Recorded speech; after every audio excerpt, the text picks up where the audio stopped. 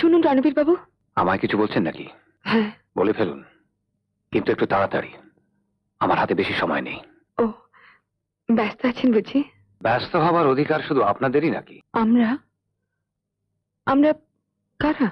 কেন, বড় লোক, বড় বাংলোয় থাকা লোক, গাড়ি করে ঘোরা ভদ্রলোক। যাকে কি বলতে চান বলুন। আপনি আমাকে ক্ষমা করবেন। আরে, এসব আবার কি? হঠাৎ কি হয়ে গেল আপনার? না মানে, সেদিন কেয়াদির কাছে আপনার নামে না জেনে অনেক কথা বলে ফেলেছি, তাই। কোনো বাজে কথা বলেনি তো, শুধু গুন্ডাকে গুন্ডা বলেছেন, ব্যাস। আমার অন্যায় হয়ে গেছে।